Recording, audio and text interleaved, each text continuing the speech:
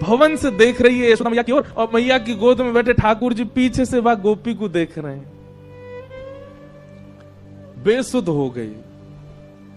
कितने दिन व्यतीत हो गए उसी चिंतन में, उसी आश्रय में, उसी भाव में। कैसा स्पर्श है, कैसे नेत्र हैं, कैसी प्यारी सी नासिका है, कैसा मुखमंडल है ठाकुर जी का।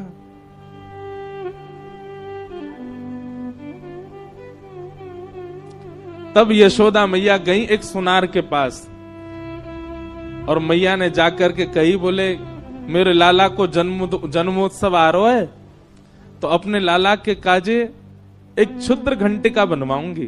क्षुद्र घंटिका कहा है? ठाकुर जी कौंधनी पहने कमर में, और वह कौंधनी में छोटी छोटी सोने की घंटी लगी हैं चारों ओर। मैया ये यही मारे बनवा के लाई है।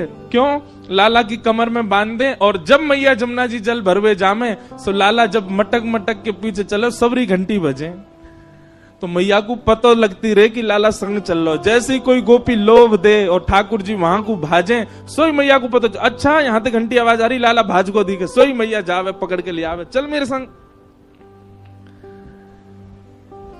इतनी सुंदर भाव। मैया क्षुद्र घंटिका की कौंधरी बनवा करके लाई। लाला को जन्मोत्सव पहले दिन सुबह उठाते ही ठाकुर जी अभी नहाए भी नहाए, ताते जलते मुंह पहुंच दियो बस। और यशोदा मैया ने ठाकुर जी की कमर में कौंधनी पहना दी। ठाकुर जी को इतनी भाई बातें निकरवे वारे स्वर इतने प्रिय लगे ठाकुर जी को। अब तो ठाकुर जी अपने सखान के पास बिल्कुल अधरते जामे, जे बजे नहीं, धीमे धीमे जामे। ओके, ए मधुमंगल, ए सीदामा, इतकुआ देख मैया मुंह को कहलाई। बोले कहलाई लाला, हाथ पकड़ मेरो। दोनों हाथ पकड़ लें, सो ठाकुर जी अपनी कमर हिलाने लगे, जोर जोर से घंटी बजे, और सब ग्वाल बाल के, अरे लाला तेरा तो अंग अंग बजन लगो, तेरा तो अंग अंग ऐसा स्वर निकाले। लेकिन गोपियों को वो क्षुद्र घंटिका ऐसी लगती है मानो जैसे हमारी बैरनी आ गई है कोई, जैसे मानो हमारी कोई सौत आ गई है। ठाकुर जी की कमर में जब ते आई है, अब लाल जी हमारे पास ना आए में, क्यों? स्वर आ जाए मैया को, मैया जाके पकड़ ले लाल जी को। एक गोपी अपने सिर पर एक डलिया में बहुत सारे फल लेकर के और बेचवे के काजे जा रही है, और रास्ता भर कहती जा रही है, अरे कोई आम ले लो, कोई सेब ले लो, कोई अमरूद ले, और पूरे ब्रजमंडल में चिल्लाती वही जा रही है, आम ले लो, सेब ले लो, अमरूद ले लो, संतरा ले लो।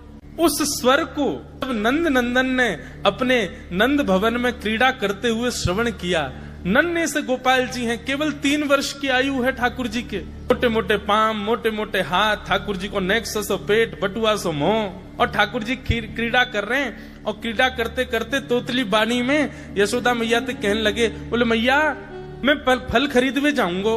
मैया बोली, लाला ऐसे ना मिलो करें, फल बेचवे वाले को कछु देनो पड़े, तेरे पास तो कछु है ना है, तू कमावे धमावे तो है ना है, इतना बड़ो है गो, अब वो घर में बैठो रे। 3 वर्ष के ठाकुर जी बस। ठाकुर जी बोले, मैया जे नंद भवन कौन को है? बोले तेरो है।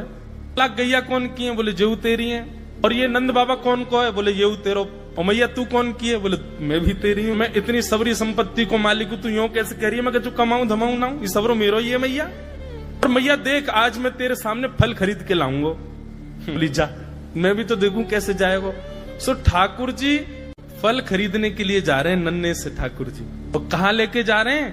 बोले जल्दी से जहां पर सारे सामग्रियां रखी जाती हैं, ऐसे सामग्री गृह में गए, और वहां से 2 मुट्ठी गेहूं अपने हाथ में भर के, और नन्हे से 3 वर्ष के ठाकुर जी इतने इतने से हाथ ऐसे अंजलि में गेहूं भर के, और ठाकुर जी अपनी मटकीली सी चाल बाकी अदा से उछलते कूदते भय और फल बेचे वाली के पास फल लेवे जा रहे हैं।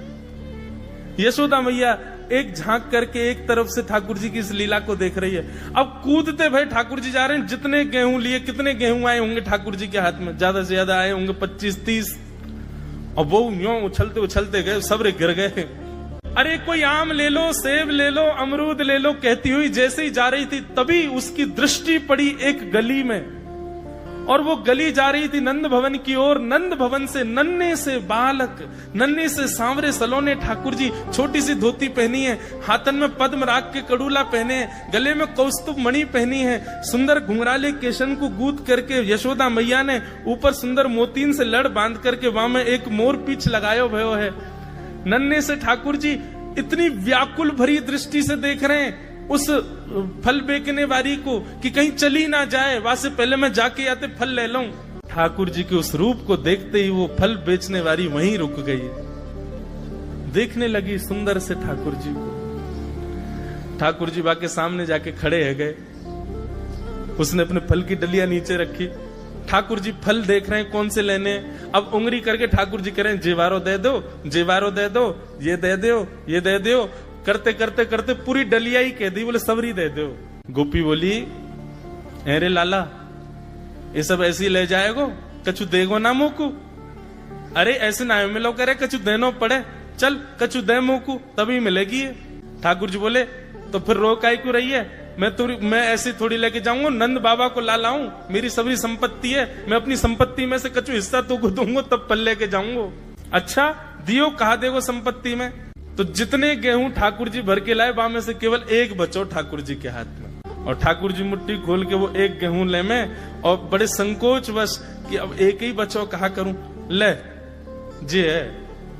उस एक गेहूं के दाने को अपने हाथ में लेकर के कोमल से ठाकुर जी की उस मुखाकृति को देख करके वो फल बेचने वाली की तो सुध बुद्धि चली गई। ठाकुर जी बोली अरे नजर लगावेगी मुंह, चल जल्दी फल दे दे।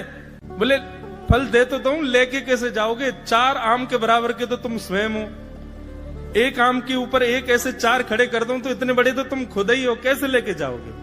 ठाकुर जी बोले बड़ी चिंता। तभी गोपी ने की अच्छा आओ मैं दूं। ठाकुर जी को हाथ पकड़ करके उनकी कारी कमरी खोली, उनकी पीताम्बरी ने ढीली करी, और ठाकुर जी के कछु फल तो कमरिया में बांध दिए, कछु पामन में बांध दिए, कछु हाथन में बाजूबंद बना के बांध दिए, कछु गरे में लटकाए दिए। ऐसे कपड़ान में फल भर भर के ठाकुर जी के पूरे अंग में फल लटका दिए। अब ठाकुर जी को पेट तो है गयो ऐसो, यहाँ ते कमर निकल रही है, पीछे ते निकल रहा है, पीछे बस्ता की तरह वहां में कपड़ा में फल बंधे भये हैं, हाथन में बाजूबंद में भी केला आदि आदि सब बंधे भये हैं। और ऐसे ठाकुर जी मटकते भये, उछलते भये, और बड़ो श्रम है रोए, उठा नहीं पा रहे पाम को, इतना भारी है गयो पाम, और जैसे तैसे खिसक खिसक करके नंद भवन की ओर जा रहे हैं। इस रूप को जब उस फल बेचने वाली ने देखा, उसने अपनी फल की डलिया उठाई, और फल की डलिया उठा करके जब सिर पर रखी तो